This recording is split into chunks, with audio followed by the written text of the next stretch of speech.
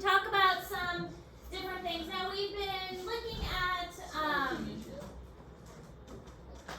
been looking at like evidence of evolution, and now we're going to talk a little bit more about not so much Darwin's theory and more about, okay, let's just go with the assumption that this is true.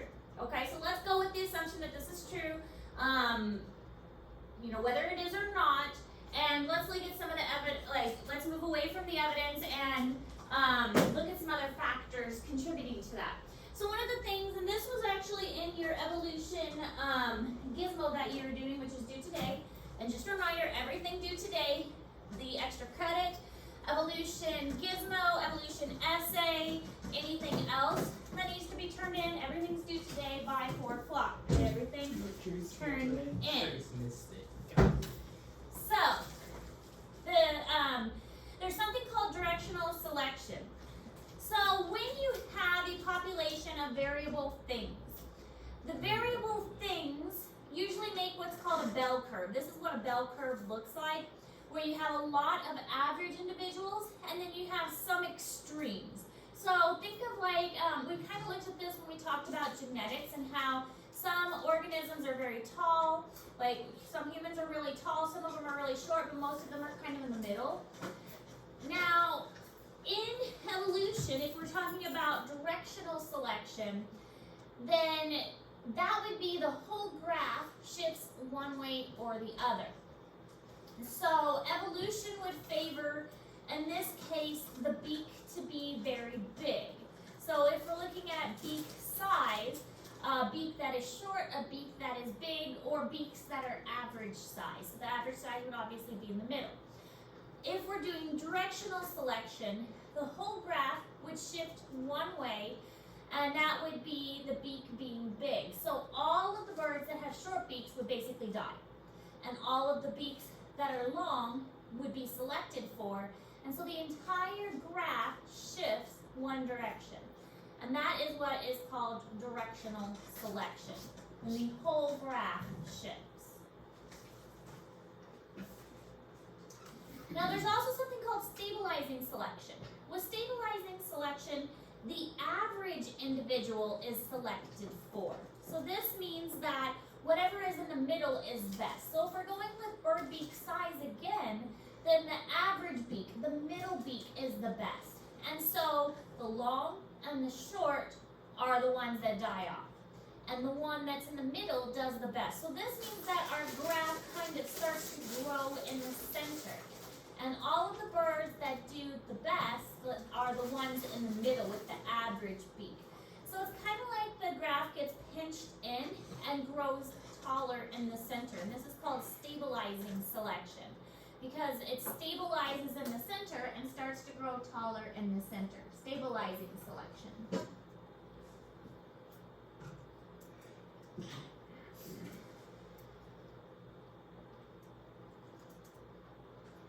These kinds of questions, it would be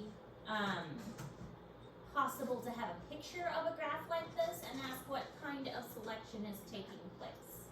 How many points is the final gonna be worth? 100. There are mostly multiple choice and a few short answer, but mostly multiple choice.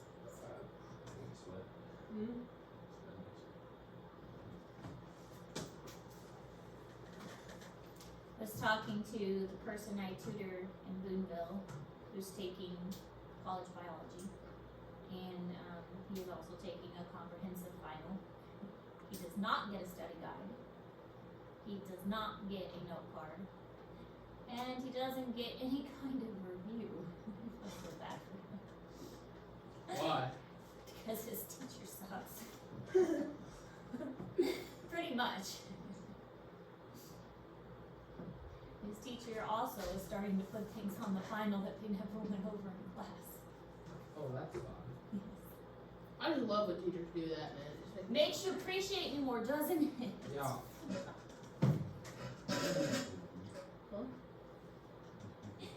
Alright, then there's also something called disruptive selection. Disruptive selection, again, if we're going with beak size, that's where the average beak not selected for, and the extremes are favored. If we're going with the beak, again, that means that big or little is favored and the average is gone. So now we see the graph is disrupted. That's the best way to think of it, really.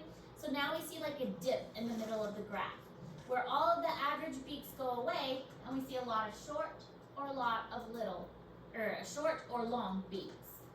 So the average beaks are gone, and we see short or long, and there's a dip in the center of the graph. So that is a disruptive selection. Evolution is favoring the extremes, whether the bird has a short or whether the bird has a long beak. The extremes are being favored.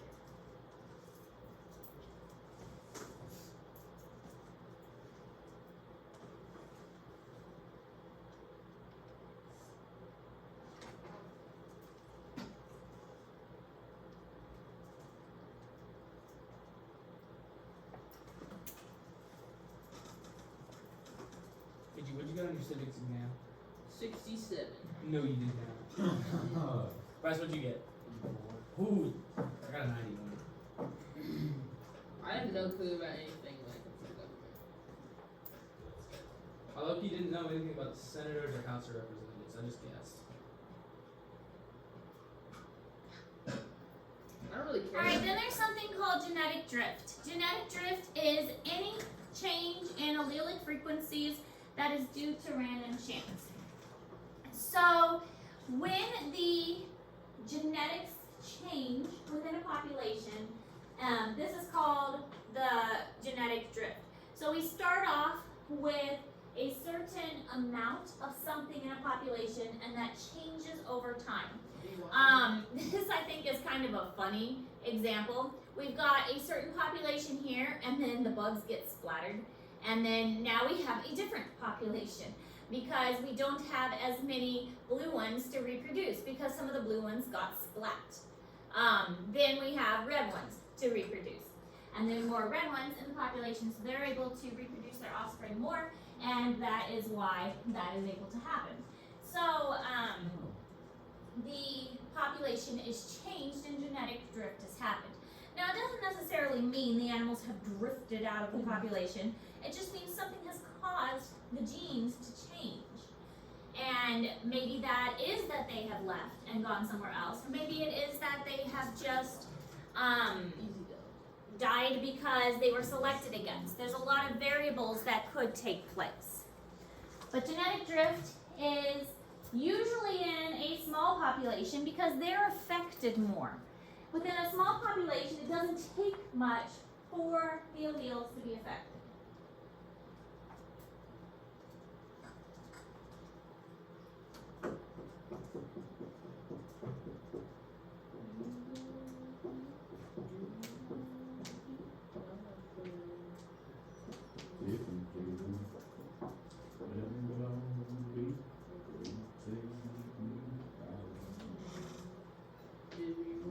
Let's see what a surprisingly good country was. He's a farmer.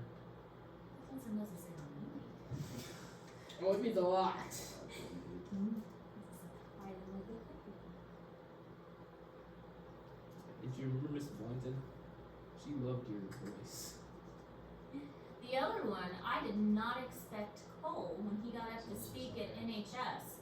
Super to deep have voice. it. I did not expect I did that. not either. I'm not gonna lie. Kind of When scared he me. got up to speak, I was like, what in the world? Where did that come from?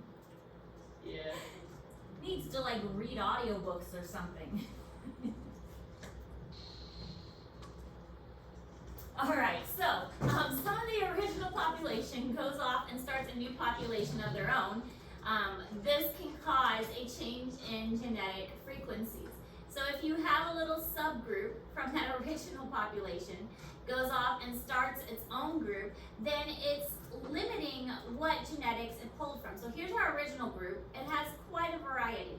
But you pull a little subset of that, and it limits what you have to work with. So we have a huge variety here, but you're just pulling a couple. That little bit gets pulled, and they start their own little subgroup. Now you're obviously not having a full set of genetic information to work with. You just have this little bit. and that's going to start its own group, and that's going to limit what this second one has to work with. Maybe this goes off onto an island, and then this island restricts what it has. So this island population over here, it doesn't have everything the original has, so they're going to maybe isolate for so long that they become a different species. So this is an example of what genetic drift would look like. This one becomes another subset. Maybe they go to a different island. So they all started from the same group, but because this was one founding group, this was one founding group, they're gonna eventually look different.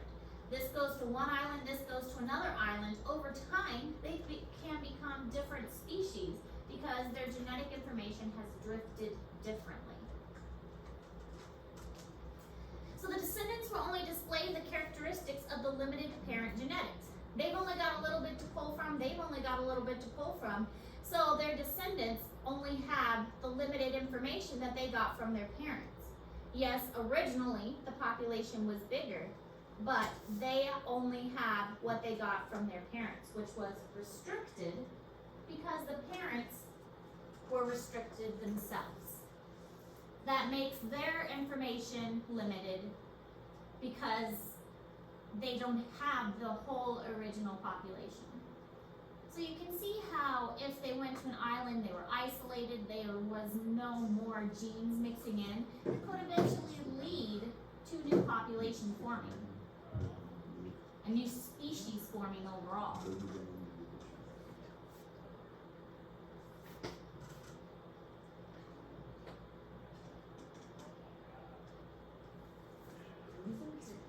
So we already talked about the peppered moth, so we're not going to spend a whole lot of time rehashing that. But this is basically what we saw happen with the peppered moth. We saw one population change, and we saw the frequency change. So here you can see we'll kind of see, the light-colored moth blending into the lichen on the tree.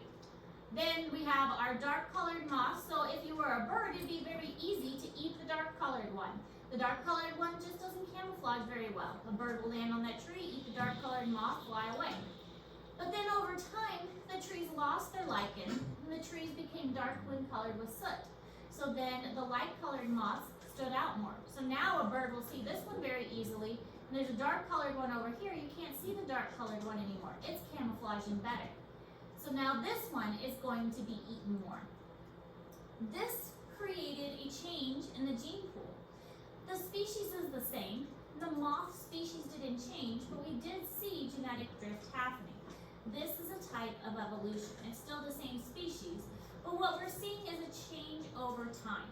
And this is what Darwin observed with his finches. He noticed that the beaks of finches were different depending on the island that he visited. Different birds needed different adaptations to meet the needs of that particular island. Some of them had curved beaks for nectar, some of them had straight beaks for insects, some of them had tough beaks for eating nuts or seeds. It really just depended on the food source of that particular island. Now, there's other examples of this as well. I'm sure we've all had antibiotics before to treat infections, and the antibiotics, you're supposed to keep taking them even after you feel better. And that is really important, and here's why. Once you feel better, there's usually some bacteria left. Those bacteria will continue to grow even if you don't, or even if you stop the antibiotics. But the antibiotics need to be continued so that they kill off all the bacteria. If you stop the antibiotics before you can, okay, say you take the antibiotics for 10 days, that's what the doctor says. But you feel better after 5 days. Oh, I feel better, I'm not going to take it anymore. Well, there's still some bacteria left. They've been exposed to the antibiotics, but they weren't killed off. Well, now that they've been exposed to the antibiotics, they've had time to adapt. Those bacteria were a little more resistant to the antibiotics. So they can live and reproduce and produce their genes that are a little more antibiotic resistant. Whereas if you had kept taking your antibiotics, they probably would have been killed off. But instead, you let the antibiotic resistant bacteria survive and reproduce. So basically you're creating a superbug. by not taking your antibiotics correctly. And that's what this is indicating. Here are all the bacteria, and there's a couple superbugs. The antibiotics kill most of them, but those superbugs survive. Those superbugs can reproduce, and over time, superbacteria that are resistant to antibiotics can survive. This is where the staph infections that are resistant to antibiotics arise. Yes. Yes. Now what happens is that the bacteria are evolving faster than our antibiotics are. We've been using the same antibiotics for years and years and years. Bacteria have not stayed the same for years and years and years. That's why our antibiotics need to keep up with the changing of the bacteria. They are not. We've been using the same antibiotics. The bacteria have not stayed the same. Keep with the times. Now, this is an important distinction that scientists don't often make. Most science classes do not teach this. In fact, I did not learn this until I was in college. Micro versus macro evolution. Microevolution is evolution on a small scale. Macroevolution is evolution on a large scale. Most people just learn evolution is evolution. Microevolution is change within a generation or two. Change within your lifetime. No new species is created, and an example is the moths in England. Okay? The moths didn't change their species. They changed within themselves, but no new species was created.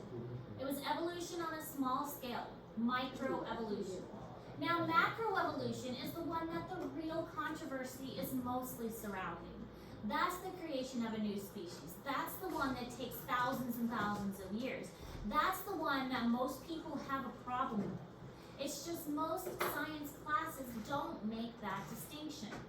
Most just say, oh, evolution is evolution. Most science classes don't tell you that there are actually two kinds. There's micro and there's macro. Macro is on a large scale for thousands and thousands of years. Micro is on a smaller scale where change happens all the time. It doesn't create a new species.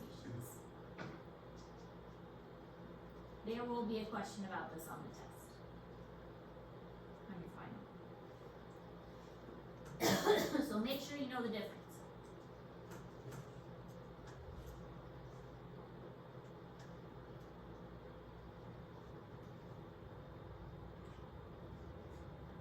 So I really like this picture because I think it does a good job of describing macro versus micro. So I put it in the student notes for you.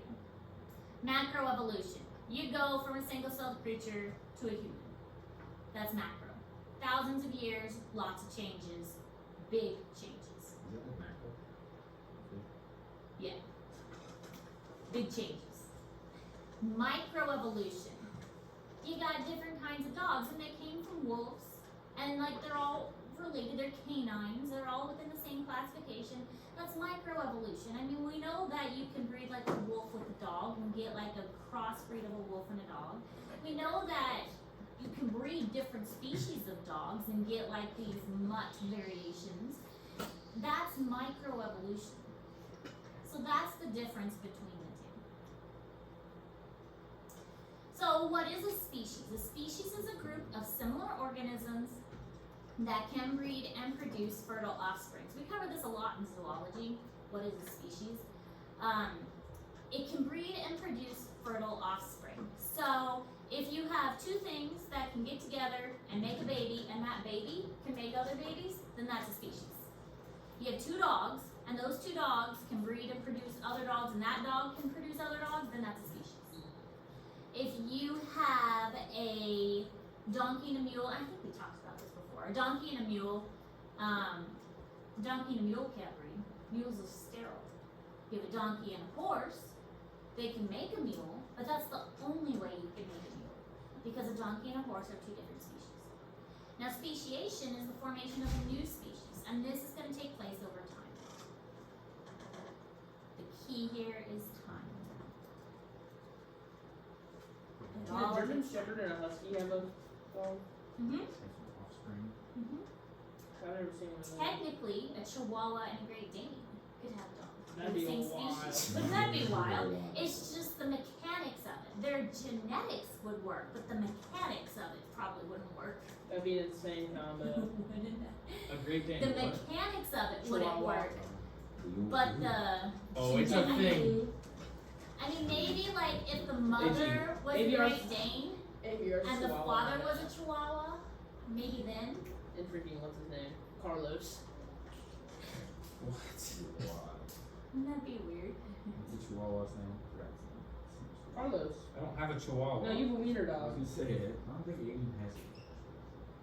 Same thing. I have a Cat- Great Dane, so I'm trying to imagine my Great Dane. Kathleen with Wood a has little- Chihuahua, I'm not gonna lie. I think Chihuahua. Kathleen They would used be a to- big chihuahua. They used to. Named Rico. Enrico's wild for a chihuahua. I think that's gotta be racist. Now Just like there's Carlos, our wiener dog. things that help create new species. These are called isolating mechanisms. And these isolating mechanisms help species kind of separate themselves. Behavior, geography, and timing. If you're on second lunch and you're attending first chapter credit, please grab your lunch and head to Maker Labs. So, behavior, geography, and timing of reproduction. And we're going to talk very briefly about each one of these and what it is that helps to keep the species separate from each other.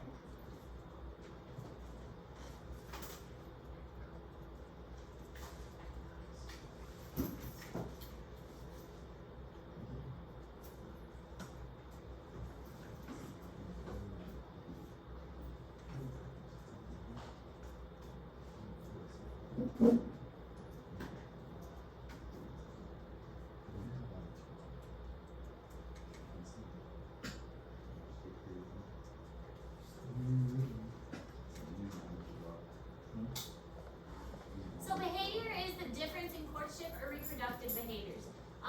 Eastern and western meadowlarks, they have different calls. Even though they look very similar, their calls are different, and oftentimes their ranges may overlap a little bit, or they breed during different times of years. Another example is like frog breeding. Different frogs breed at different times of years, or even different times of the day. Like one of them may breed at early evening. One of them may breed in the early morning. And so all of this is so that they don't compete for different resources. They will often have like different calls as well. So different frogs having different calls and things like that. So behaviors is going to help them keep species separate.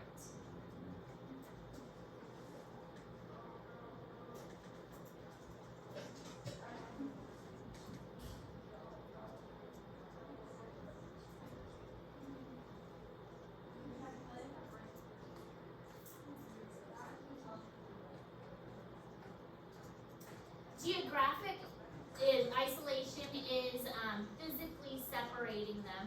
So maybe there's a river, maybe there's a canyon, maybe there's a mountain range, something physically separating the two species so they can't interact with each other. Now obviously some of these aren't going to be a big deal for animals that can fly, but other animals that can't fly, a river or a canyon or a mountain is going to be an issue for them.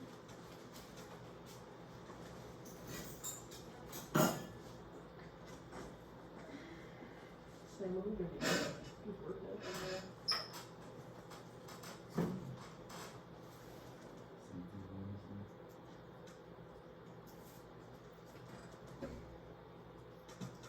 And then temporal or timing of reproduction, this one, a good example is the frog. You have some frogs that are going to breed very early in the year from like February to March, and others that are going to breed later like April to May. And that timing of reproduction is going to make it so that they're not competing for the same resources at the same time.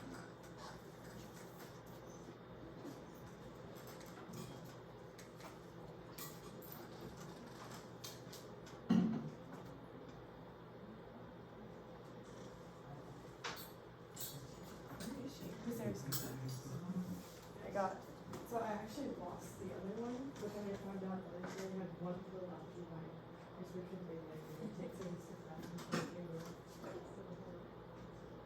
Okay, so don't make us. Thank you.